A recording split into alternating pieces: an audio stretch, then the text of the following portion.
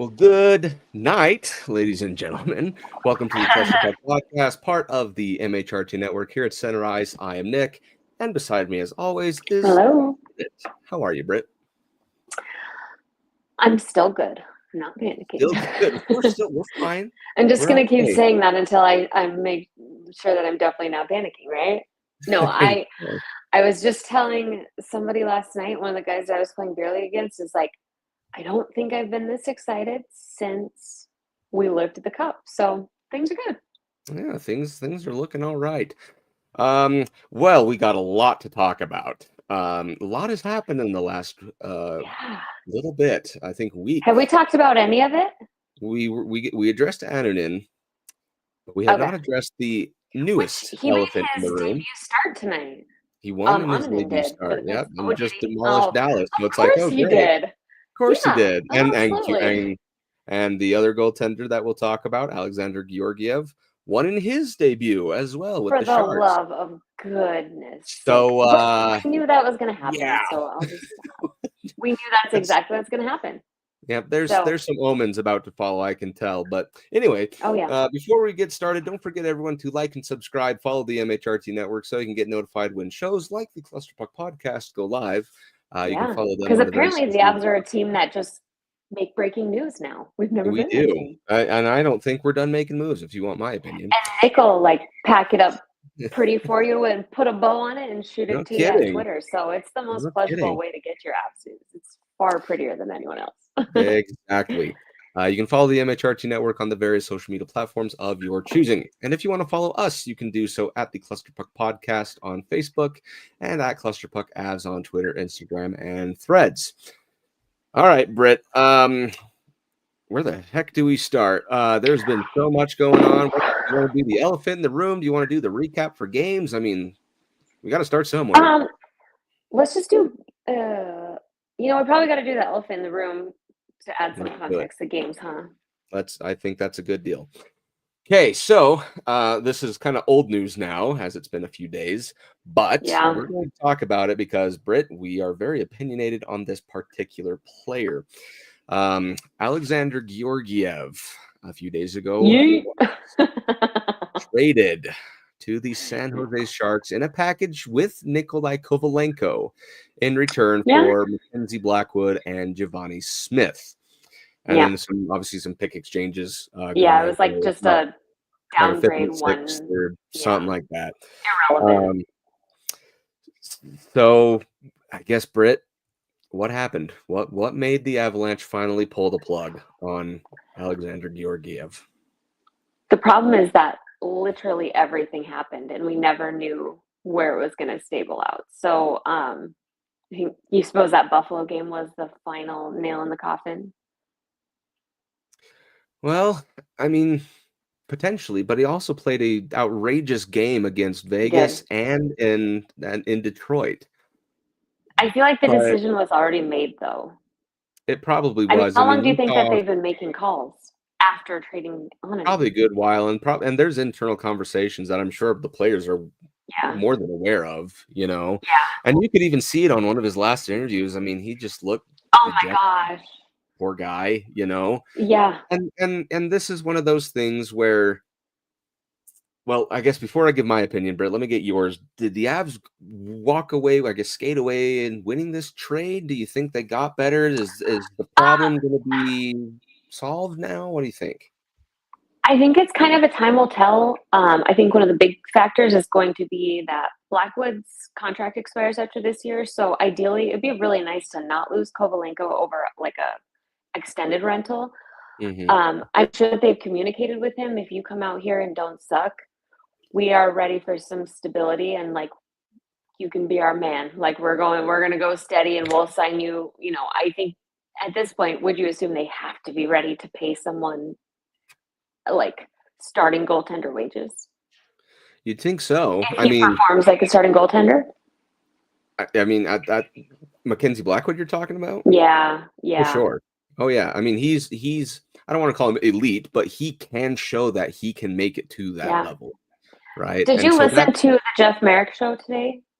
Because they were talking about Mackenzie Blackwood and he said Gregor was on with him, and he said that he's been following since like his youth junior days, and that, or was he talking about Askarov? Well, there was two conversations. One was Askarov, one was Blackwood, but essentially Blackwood has been chalked up to be an elite starting goaltender, essentially since he was younger, and he's just been put in the wrong position. So I'm excited about it. It's kind of cool having two like big, huge goalies too. We haven't had big goalies in a long time. Yeah.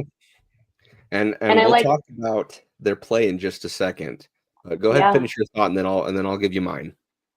But for his size, and that's like one of the huge things. Sorry, I'm going off on a tangent. Like the goalie stuff just kills me. But Ingle magazine has a saying about how the big goalies will accidentally make the same save that a smaller goalie will always have to work for. So it's a plus. Like even if you were the exact same as Georgie, it's still an upgrade. Like, Yep. So overall, my thoughts on the trade are this. It hurts emotionally, but you did upgrade the goalie.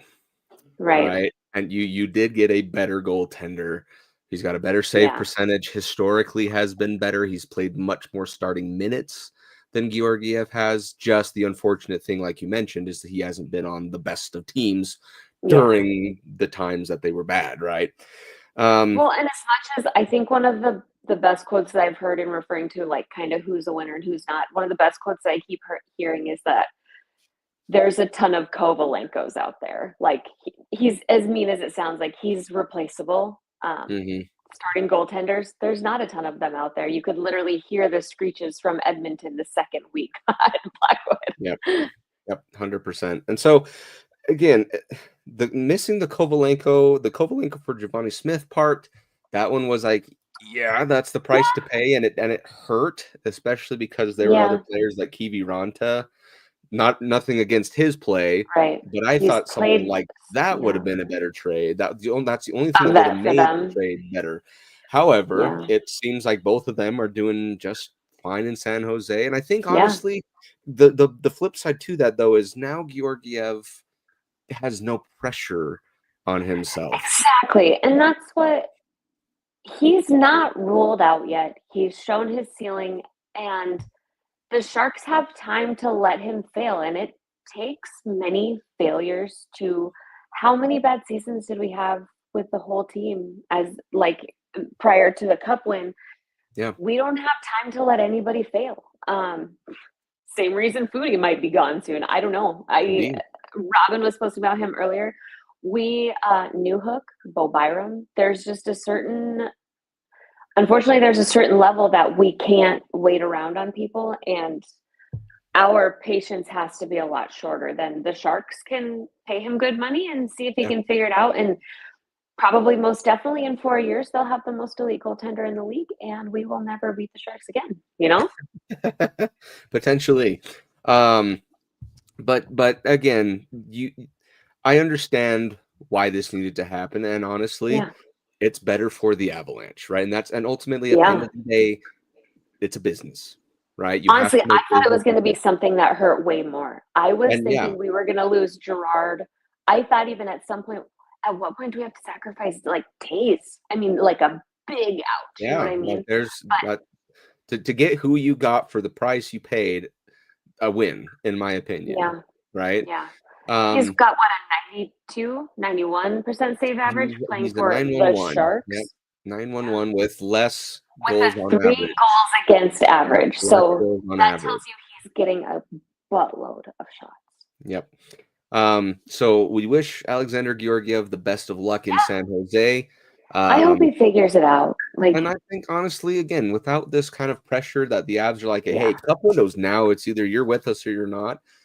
You know, I think or at least a couple years, he's just got to find how to play loose again. He'll just figure it out. Yep. And that was the hard part too, is because last season and 2 seasons ago, he played very well. The stats even backed it up. He carried us through those playoff rounds. I mean, he essentially drug us through them. It was almost like he should have just put them out of their mercy sooner. But yeah, it's a bummer. But it should be good for him. I think. I really do think. So. And ultimately, again, I think with McFarland and Sakic leading the charge on this, they made probably what the best decision out there in getting Blackwood. So again, he's been referred to as the top goalie that would be on the market through the year. So what else do you want from them? Like, seriously. Exactly. But you now have, in the span of 2 weeks, 2 brand new goaltenders that you went and purposefully got, not because of injury. You went and shopped 2 brand new goaltenders, and now, Brett, you are the Denver Lumberyard all of a sudden. Miles Wood, he's not the goaltender, but you have Miles Wood, you have Wedgwood, and now you have Blackwood. If you're ready to build a log cabin at any point, let us know. We'll ship you over to the Denver Lumberyard and get you some wood. Connor McGahee's quote, or maybe it was who is the guy who Trujillo, something about we wedged our wood in the back door. It was so funny. There's so many puns. So much easier to type and spell than it's true. Georgiev on and in.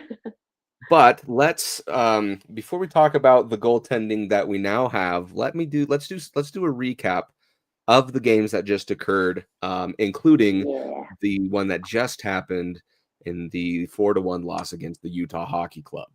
But we'll start things off on a good note. Georgiev's last game that he played. The Avalanche win this game 2-1. And Georgiev, for those last 5 minutes, probably played the best hockey I've ever seen. He's like saying, "Trade me, bitches. How dare you?" Yep, seriously. I think, but he probably knew, so he probably was going to be like going off on a high note. This was kind of, it almost felt like it was going back to the roots of, the 2001s and the 95 6s, the brawl, that whole kind of era. But ultimately, Georgiev shined really bright. I mean, if it wasn't just for a kind of rinky-dinky Lucas Raymond goal, it would have pitched a shutout, Yeah. Hard fought this whole game. Yeah, I agree. Hard fought this whole game. Nichushkin Makar net a couple of goals, and overall, it just kind of was one of those good old-fashioned hockey games. Yeah. I just have to ask you quick, because I keep going over this.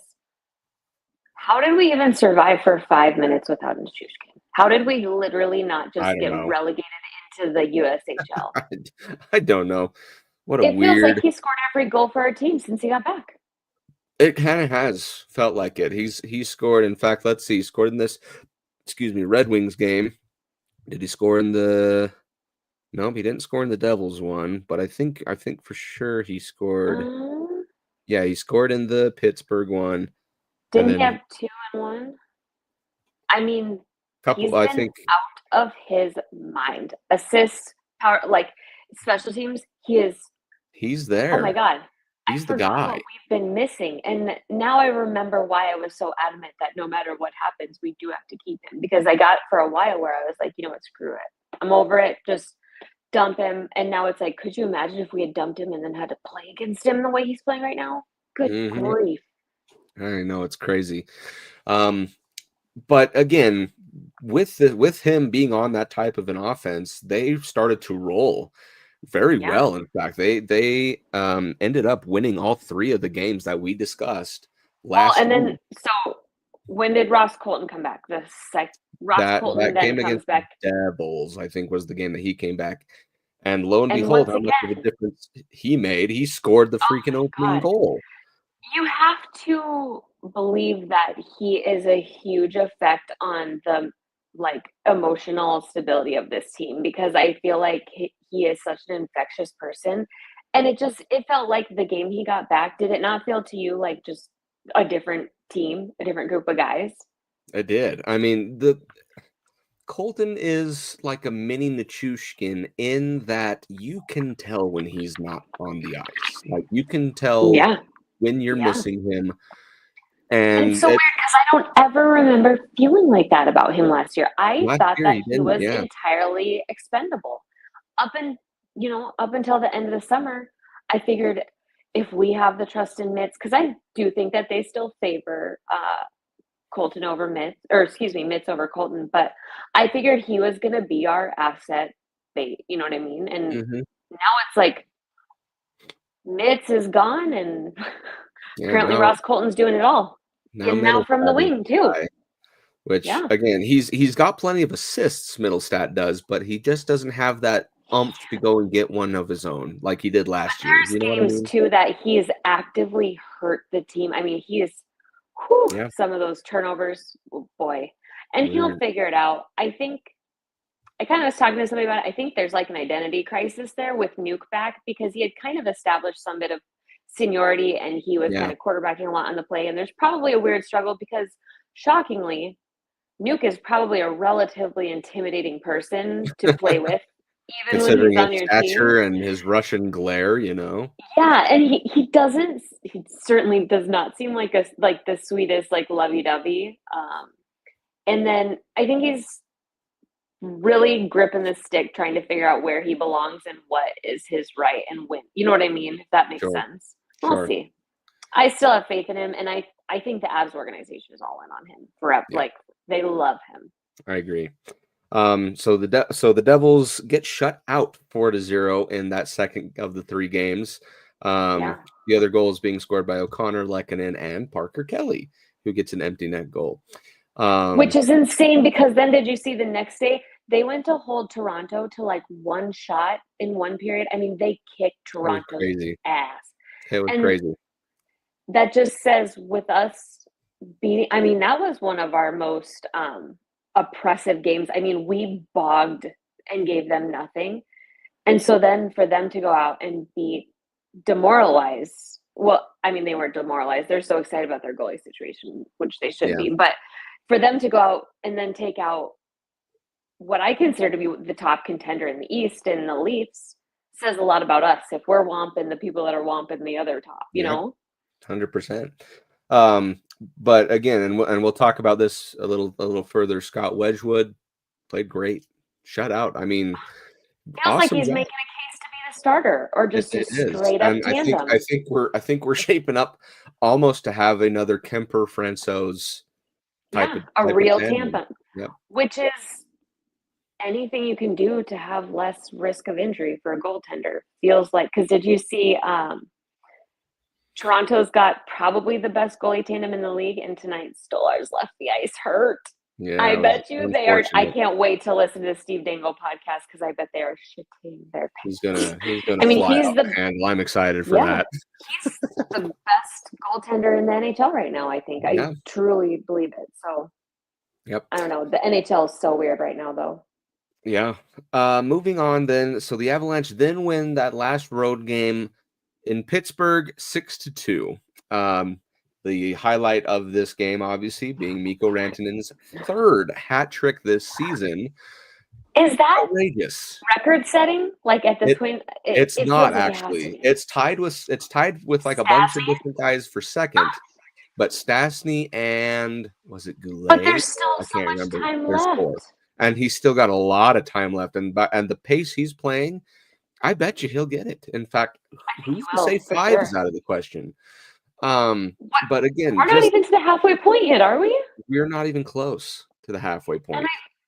Mikko seems to usually ramp up and then kind of bottom drop out right at the end. A little, yeah. Yeah, but I feel like after the 4 Nations tournament is when we get to see his best. So we'll see.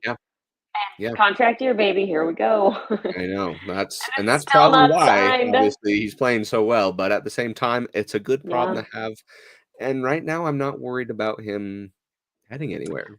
I don't think and you know who's his? I didn't even realize this. I thought that he had Nylander's agent, who's an ass, but he has Alan Walsh for an agent, which is Jordan's agent, which is also an ass, but he's my favorite ass in the whole entire world. He is a very loyal human being, and like I don't know if you've listened to the interviews on him with Duran, but he says like don't mess with happy. Like that's his big thing is don't take a little bit more money to leave your happiness. And we already heard Brandon. I want a cup here. What I want to leave. Like I literally, he is totally cool with being Robin, and it's irreplaceable. He is way more irreplaceable than people want to think he is. Talking about trading Brandon for Marner is insane. But back to the game, it's been, I mean, with the exception of kind of that second half of the second period, it was all Avs. Yeah. You know, like Yeah. I don't want to say it felt like the game was over before it began, because the Penguins did get to a 3-2 game, but that One third game period, closer, one loss Nichushkin, closer. as soon as Nichushkin scored that opening goal in the third frame, I was like, okay, this That is was done. You know, I felt like we got the new goal that was like the most beautiful goal ever scored. I mean, there's a lot of most beautiful goals ever scored, so that's highly he had debatable. one this week though. I'm pretty sure it was that one. I'll have to find it and send it to you, because like my family group chat and then like my Avs group chat for people here, everybody was like, holy cow. Like, and he's so big. I don't know how he operates. How you can like do that when you're that large is incredible. I know. It is outrageous. And then we'll talk about goaltending again just after this last one. The one that we just watched, Avalanche are back at home playing in the insert rivalry name here. Yeah, I was thinking on that earlier, and I was like, whatever. Lost to the Utah Hockey Club. Utah gets their revenge from the first time they spanked them. But this one was, because we don't have our altitude advantage. I know they have this almost the same altitude, but this game, it was weird. It's so dumb. Really weird. I mean, the Avalanche first goal right off the hop. So Utah scores one empty netter and one goal, and the Avalanche score 3, albeit 2 in their own net. Single-handedly. Like, seriously, put Lekkonen's name on the score sheet. I do not want to see somebody else. Do not give that to Gunther. Yeah. Scoring for the Utah Hockey Club, Calvin DeHaan, you know. But yeah, it was, bless him. But again, Utah defensively, this is the best I've ever seen them play. Like, they were all over the place. Stoked tonight. But that's what playing loose looks like. They got nothing to lose. Yeah. You can go out there. It's like playing with, with an empty net and a 5-goal lead, where you can just leave it all out there every night. You don't have to worry. Yeah. And it frustrated the Avalanche, you know. That's as soon as that sense of urgency gets taken away, it's hard for the Avalanche in this case to get the momentum back, which they just couldn't until the one goal with like 3 minutes left, when they pulled Wedgwood for 5 whole minutes, it felt like. But wasn't it so nice to see Wedgwood playing calm and cool up until the last up until he literally was pulled? He looked loose. Great. I mean, you don't give. I don't give any of those. Well, the positioning on that Dylan Gunther goal, he was kind of way out there. But the other 3, one goal. The other 2 were just tipping by their own team, so it's like nothing he could do. Yeah, but he played great. We hit we couldn't buy a goal with it was honestly, it felt kind of like a joke how just the puck hard it was for us to get one goal. That and Vamelka was also playing out of his freaking mind, so it's like just a mix. I know he's one of those dudes. Oh my god, we didn't talk about though. Did you see Nedeljkovic's face today? Oh, when he got yes, because he's my other one. He's like they're kind of my guys I've always kept an eye on, because Nedeljkovic has stonewalled us a couple times, and I thought he might be one of our options. But did you see his sad little face while he was sitting there? I just had to talk about this because he looked so sad and so bad. Yeah, I mean, poor guy. That hurt so bad. I know. Sorry. Anyway, I was thinking about him because those are 2 of my guys, him and then Merzlikins. But they're all guys that just never quite got to that elite status. And again, I don't want to say they always perform against us. I know, it's you just got out-skilled, out-goalied, and out-puck-lucked. I mean, I don't know what else to say. It was just one of those. That's what you make your own luck. Like, no, you really don't. You are susceptible to the hockey gods, and tonight they said play incredible, but they played just fine. Yeah, and Avs played fine. Possession, shots on goal, whatever you name it, they played fine. Just a little bit, and the everything would have gone in. I don't know, something. But it's just, again, this is just one where you're like, you did everything you could. You just kind of throw it away and move on to the next one. So That being said, then, Britt, let's now talk about the goaltending. Wedgwood has been very good in these starts that he had. His first appearance, obviously, doing that big old rescue comeback job against Buffalo. Yeah.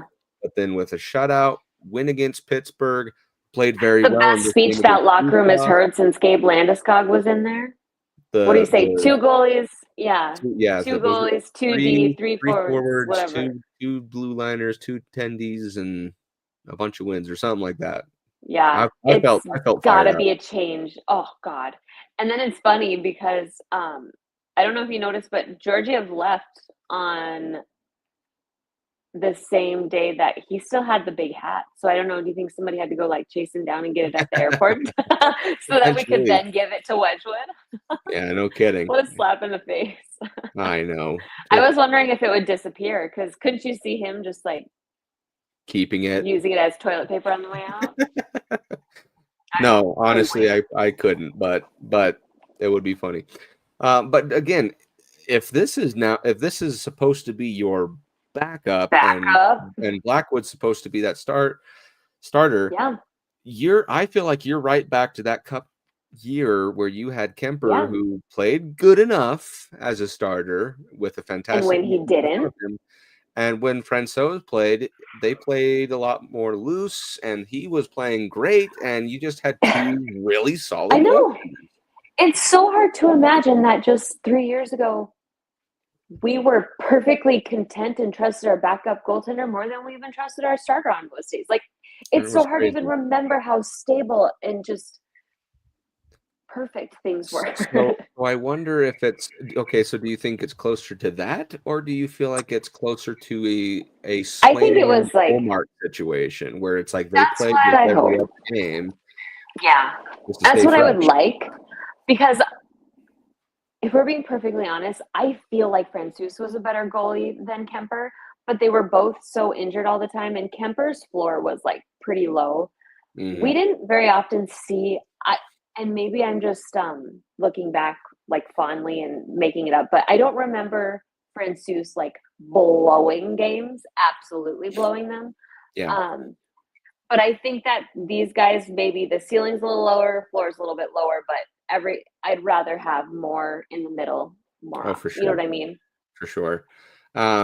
It's kind of one of those situations where you have 2 goods, and that is better than a great and a poor. You know what I mean? Yeah, exactly. Especially when they're swapping exactly. You know, we don't know who's the good and who's the poor. I know, and again, someone will catch fire right now. Wedgwood's the guy. Obviously, Blackwood was kind of getting over a sickness.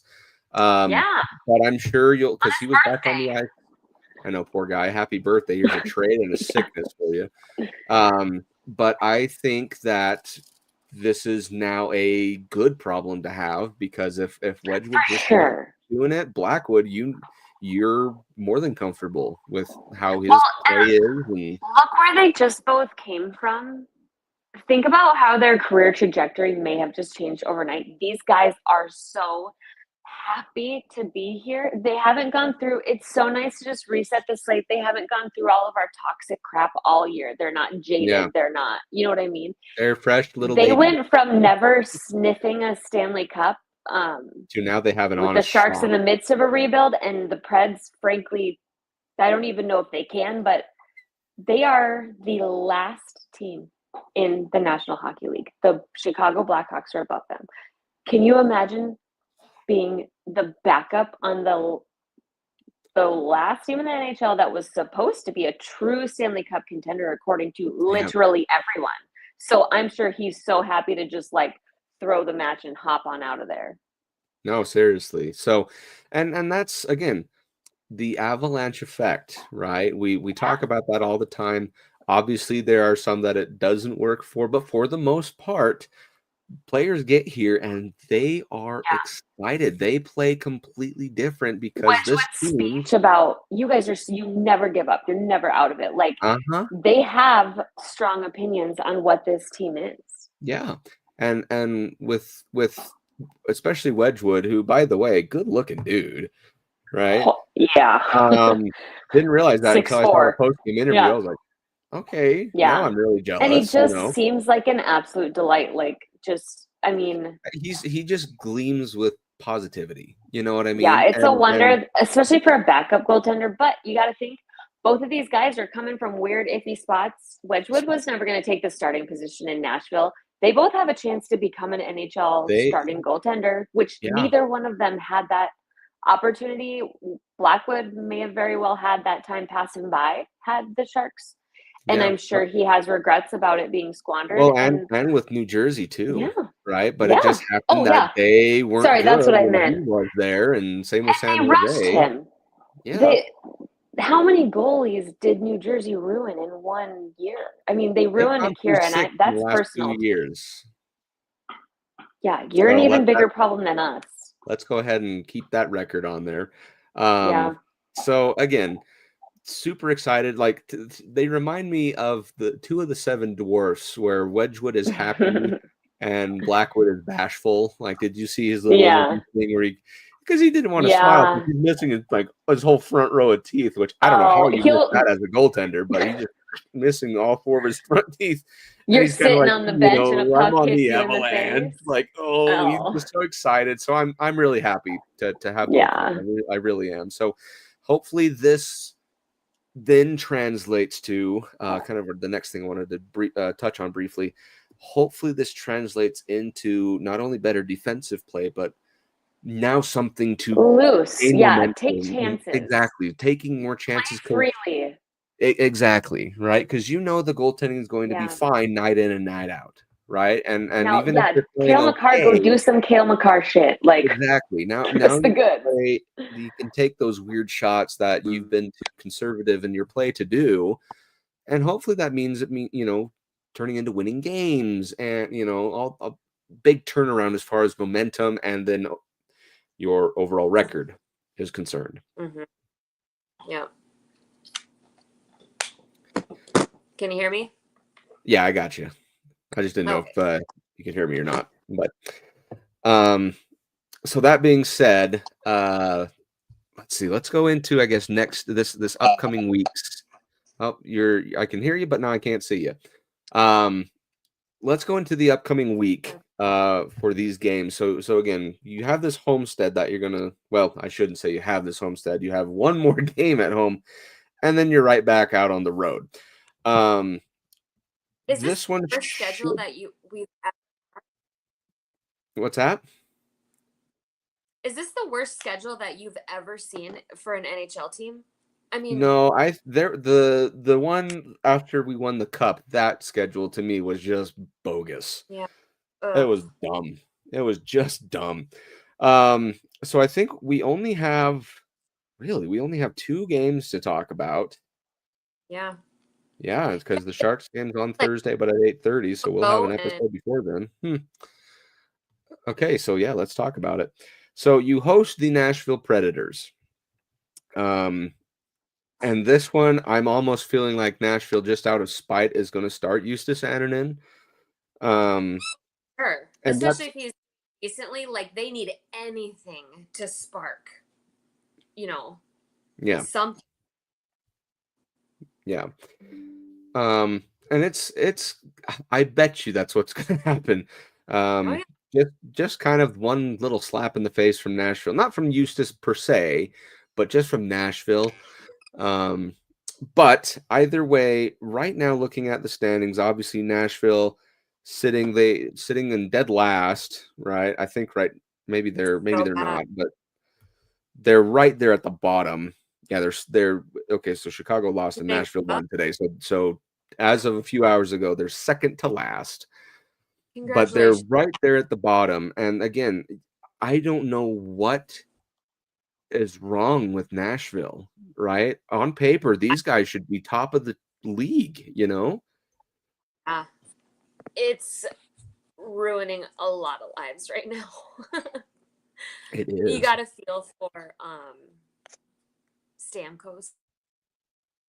Oh, for sure. And it's Like, tough. what's his name? Sorry. No, What's go their ahead. You're defenseman's name? Roman Yossi. Brady Shea, Roman Yossi. Roman Josi, and he is currently a -21 as their leading scorer. That's crazy. That is just crazy.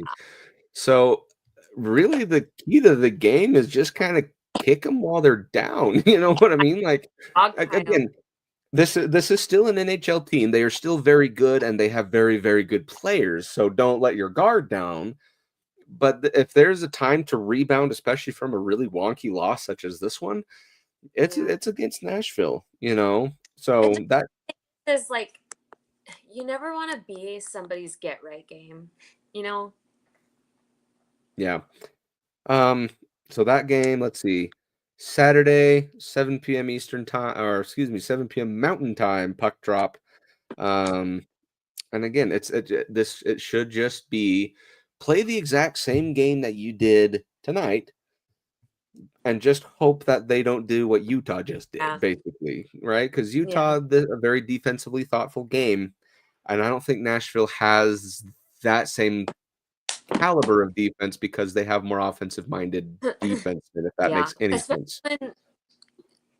When is that game? How many? Because they're probably about one more shitting the bed away from their coach getting fired. So who knows what state they'll be in, you know. Yeah. So next game after that is going really insane. Yeah, you are cutting in and out, so I'm catching about every other word right now. So we'll move on then to the Canucks, and this one now you are back on the road. You're going to start a West Coast trip, Canucks, Sharks, Ducks, but then we'll only talk about the Canucks tonight. Okay, there's your visual. I see you again. So oh gosh, boy howdy, this one's going to be something. Oh, there you are. You're back. Go ahead. Yeah. Okay. Can you hear me? Yeah. Oh no, I was just asking if you can hear me. Is Demko back? Like back? He is back, baby. Good. Yeah. Good, and then hopefully not good when he plays us. Exactly. I would like you healthy and happy, but just not that night. Exactly. So Vancouver, as it sits, let me see if I can find them. Are they? They're a bizarre team this year. They sit just behind the Avalanche in points, right? So that's still top half of the league. Gosh, they're just the inconsistency that they throw together night in and night out is just uncanny, right? And a big thing too, JT Miller is skating again, so I would imagine he'll be back with them at that point. I think that they've kind of got something going on like us. It sounds like JT Miller and Elias, is there a proper Elias? It sounds like they possibly just short of despise each other and essentially can't function at their highest on the same team. So crazy. Dude, I've wanted, and he's got his ups and downs, but I've wanted JT Miller for years. That guy is a dog. I would love to, and he's cheap. He doesn't have much term left, and they just signed Elias to what? Did they give him an 7? I think it was an 8. And a lot of money? A long time and a lot of money. So they better figure out how that guy can get his brain right and score freaking goal like on a regular basis is really the thing, dude. Oh yeah. So again, key to the game here. I mean, really, it kind of depends on which Vancouver team you're getting. You know what I mean? Because if they have Demko and JT Miller, then potentially, I mean, because they just blew the doors off of Florida, winning 4-0. Holy crap. Then they lose in overtime to the Blues, lose to the Lightning, beat the Blue Jackets, lose to the Wild in overtime, win in overtime. So they just seem to always have close. They're doing the Avalanche thing. They're kind of doing the thing where it's like they're going to play and compete to your level. So maybe the idea is first period, we all suck, and then we turn it on second period, catch them by surprise. I think that's a great plan. Like I said, that's the Avalanche way. I think that's a great plan. I'm assuming it's going to win us a Stanley Cup, so I'd like to see it's a good one.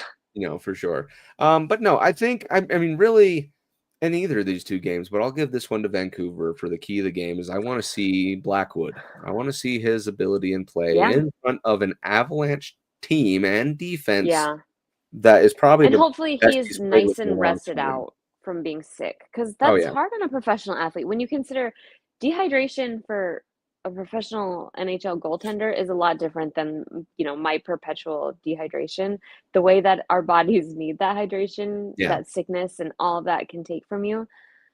They said Tavares had lost, like 8 pounds being sick for a week at the beginning Yeah. of the year, and he played Like, it's terrible. And now he is nuts. back to himself. Yeah. Yeah. And you got to So, assume a lot of that's muscle.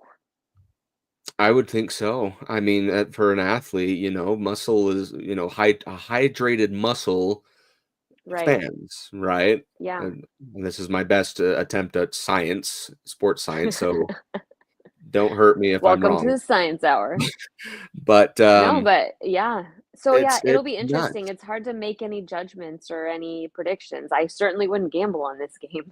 No. I mean, because again, it's a very winnable game just as much it is a very losable game, right? So, And they're like, saying the again, same thing about us. You know I what I know mean? Like, exactly. And so we're with both totally unpredictable. with Demko just getting back and Mhm. Blackwood just getting here, Yeah. I think that's the matchup that it's going to be, and so I'm interested to see kind of that dynamic between, because Wedgwood's already started to win the locker room. I want to see if Blackwood for can do sure. the same thing. Yeah. You know, Shutout will do it. so that would get the attention of everyone, and if Blackwood can end up winning that big old hat, I'm all for it. Yeah. And they're so lucky. So Avs fans are so desperate to love a goalie. We just want to buy a jersey, like a goalie jersey, for God's sake. Like, just give us one. I We're know. fine. Give us. I know. If we could just keep this tandem, assuming they stay good, we could just keep them for Yeah. like 6 years. Something Yeah. we can have for a good Just long like while. have on the back, just like Wedge/Black. Yeah, exactly. Which I believe Blackwood is going to be wearing number 39. So, Oh yeah, I forgot. He came in as so number it's gonna look like 29. So it's gonna look like Franco's playing out there, and I'm gonna Nice. probably shed a tear, but that's Yeah. okay. I've come to accept emotion and crying in my For a older minute there, age I was now. just thinking, like, can he come back? Like, what if he feels better now? Can we He just get him back? just kicks down the doors and says, "I'm Yeah. back, baby." Yeah, that'd be Got awesome. bionic hips. Yeah. That'd be awesome. Oh, Okay, so that takes care of the look ahead. I do only have one last item before we wrap it up. What's the news on Gabe Landeskog? I don't know. It feels It has quiet. been quiet out there. And so you have to think, if he doesn't come back, I don't know if you and I talked about this, but somebody from like one of the insiders did say that the head office does have a solidified date set, that if we are still uncertain, the call is being made regardless of whether you know what I mean? Like, it does sound like they're not just like, how you doing this week? How you doing this week? Like, they do have an internal date set, which kind of made me feel a lot better. But yeah, also just sucks. Like, I want my captain back, even if he's playing on the fourth line, I know. It's so he's still, proving that you can pay $8 million for a locker room guy. it still boggles my mind to this day that the last ever game we saw him play was the one in which he lifted the Stanley Cup. Yeah. And people fail to forget that he essentially sacrificed his career playing through it. I mean, he very well may.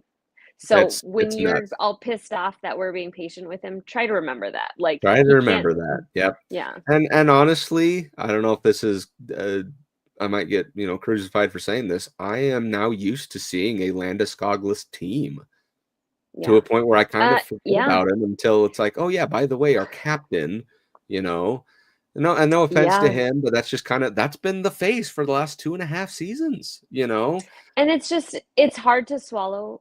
I have more respect for Cale than I could put into words, but Landeskog, like, even when you listen to national media, he truly is one of the best captains across all sports, across all eras. I mean, he is truly, and I have no doubt, especially after seeing Cogliano and Francouz, he is going to be in a very high up role, and he is going to rise. Oh, yeah. I could see him going straight up Sakic, just following Sakic's I Oh, for don't think sure. Sakic wants to work forever. Lou Lamoriello is not the way to live. I think Nor he'll, is it the way to run a franchise either. yeah. And I think Gabe would be incredible at any of those high office jobs. I agree. But I don't feel like he's coming back at this point, Nick. Like, I just feel like they would be so excited to announce a close, an imminent return. And I feel like the quietness tells me that they're trying to find what they're going to spend the money on so they can be like, Yep. yeah, Gabe's done forever, but look what we got you, Yeah. And it's crazy to wonder, what would we go get at this point? A D, you think? Like second, third pairish D? I mean, I have no we idea. did gain what? I think we gained a little over $1 million through the goalie transaction, Georgiev and Wedgwood. Did we? Oh, good. Yeah. Good. But yeah, I'm at a point too where it's like the less I hear, which is, how do you get less than zero? Especially right now when this is supposed to be exactly over here. The time where he thought he was supposed to be coming back, and he hasn't been skating. I don't think he's been skating. So well, yeah, because I haven't seen anything from Evan Rall. I haven't seen Brendan Vaught. I haven't seen anything from either of those guys, and they're at practice, I swear, every day. Yeah. And you got to wonder if they know and they're just saying, please just keep. And I think that our media is respectable enough that they would. Because they're not really talking about it either. They're not talking about him not skating. And to me, that's hugely concerning. So I don't know. But yeah, I think like I was saying, the less I hear about Landeskog and his progress, the more I'm like, he's not playing this season. Yeah. And now those thoughts are starting to creep in of like, he's not going to play again. Yeah. Which I didn't expect him to come back full force before Christmas, but what's the last update that you remember was we had a setback. Yep. And that's so it almost felt like the sky was falling, even though Bednar did clarify. He had been out on the ice. Yeah. I mean, even after that, there was a couple of instances where he was out there doing stuff, but I'm just like, gingerly. Yep. And the thing was, they tried to brace us for the setback thing, but how many times did they say up until that point that a setback is starting over at one? Like, yeah, and was that not the narrative all along? That is exactly what they spoon fed us as far as his progress is. Any type of setback means you're back to square one, which is big no. It's all bad, so it's tough because it feels like the longest drawn out divorce ever. Very amicable divorce, but it does feel like we have money tied up. It's true. So again, if we do hear anything, if there's even a squeal, I mean, we're going to be on top of it. But again, it's just mum's the word, and you just have to assume that everybody would be so excited to announce every little positive detail. And so I'm positive details. I don't know if this is wishful thinking or not, but they're just gonna bring him out there. Just, bam, he's ready in a week, and we're like, yay! What would be like the monumental game? Like, maybe we have some career milestone game coming up, and then they just randomly like announce him in the lineup like it's absolutely nothing. And dream on. That'd be the babe. All right, Britt. Well, I think that's going to run us all the way to the ground for the episode today. Send Allie my best wishes. This has to be a very hard time for your wife. I genuinely feel. What, for the Jacob Trouba trade? You kidding me? No, just the Rangers. What is wrong with them? No, because right now she's like, I don't want to say on cloud 9, but she's very happy for ditching him. Trouba trade. At any point, they should be able to flip it. I mean, they're such a talented team. They're like a whole team full of Georgievs right now. Could be. So yeah, I'll be sure to pass along. But just let her know I'm thinking about her. I'll be sure to pass along your sentiment. But as far as us here tonight, we're going to go ahead and wrap it up, so you guys can go ahead and get to bed. So thank you everybody for joining us on this episode, late night version of the Clusterfuck podcast. We do appreciate your guys' viewership. If you like what you saw, don't forget to like and subscribe and follow the MHRT Network so you can get notified when shows like the Clusterpuck Podcast go live. You can do so on the various social media platforms of your choosing. And if you want to follow us, you can do so at the Clusterpuck Podcast on Facebook and at Clusterpuck Avs on Twitter, Instagram, and Threads. With that being said, just 2 games. Can I hold on? I gotta go give ahead. a little thing. I just gotta tell Bill I just now saw his comment. I don't want him to. I'm on my iPad, so I didn't see it. But I went on Bill's show and I conceded. I said, Oh, you waved the white Georgiev's flag, gone. You went. huh? I did, and I told him we hadn't seen him in a while, so we need to bring that. We need to bring him on so we can let him boast. Bill, I too will wave the white flag just from this season. But and then, it was a big flag. I will only call one shot when Georgiev ends up having one of the best stat lines at the end of this season on another team.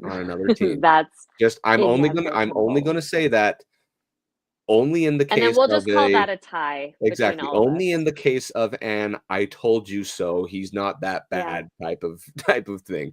But Bill, I will wave the white flag. Yeah, come on and talk about it. We'll let him get a few games in, and then we'll chit chat. Maybe next week we give him his "I told you so." He gets the laugh in our face moment. Yeah, sorry, I didn't want to send him home thinking I was just ignoring his comment because it was more of him being right. No, again, we admit defeat here on this podcast, of course. Okay, with that being said, then only 2 games this week, so let's try to go a perfect 2-0, shall we? I think that's easy enough. So with that being said, we hope you guys have continue to enjoy your holiday season. Yeah. Have an awesome weekend, and as always, go Avs, go. Fast lane when I pass in the street, bag of money in the passenger seat. Tempo's been asking for me on the road from the west to the east. Way up, I might never come down, cause the coast's racking up the flame out. So high, I might never come down, so what, this is my